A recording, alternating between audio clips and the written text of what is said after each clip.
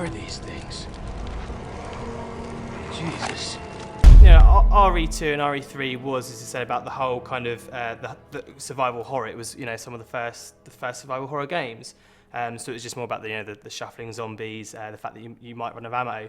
Whereas Operation Raccoon City, you have a third faction now. You have these human forces. So it's not just the fact that you're looking out for these zombies and these hunters, the BOWs. You're also looking out for the snipers. You're looking out for the enemy guards with their machine guns. So you have to think on your feet a lot more. It's a lot more faster paced. Time for them to know the true terror of our bioorganic weapons. It's not for the fact that you're just, you're going down a corridor and, you're checking for the zombie. You really have to think. Sometimes you just have to run, like literally sprint, which kind of explains the fast pacedness of it.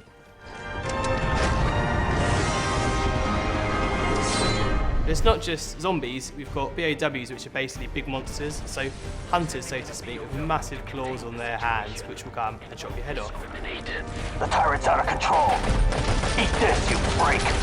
Lickers, so if they have massive tongues. They will literally wrap their tongue around you and kill you. You've got human opposition, sniper rifles, so you're going to be excited because there's so many different action elements to it. It's not just Resident Evil where it is zombies, there is so much more to it, which will make you definitely excited for it. In having an online multiplayer with a strong campaign, it's not just focusing on one thing, it's giving people a variety. And it's kind of reaching out to new people as well. I mean, don't get me wrong, there's plenty of nods to every Resident Evil fan. I mean, I thought Mr. X was the most understated enemy in the game. And in this demo, you see that he's in there. The game, for example, is based around Resident Evil 2, Resident Evil 3 times. So you'll go through the game and there'll kind of be little nods towards those hardcore players. So it's kind of just trying to please as many people as possible, and it's acknowledging that sometimes, like in this instance, the online multiplayer is a step forward.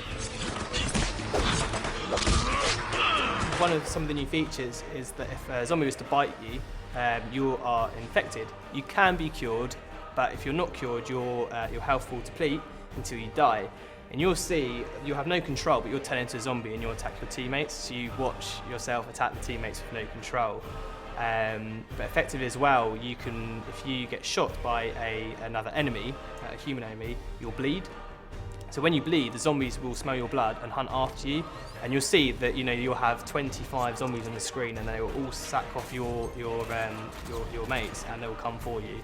Which again, you have to think on your feet, and it makes you panic. The US Special Ops team, they are a team that has been brought to get rid of the T-Virus. The T-Virus is how all these zombies have come about, and you need to be as dark as possible to hide the truth. And you'll see there are a lot of dark things out there as you play through.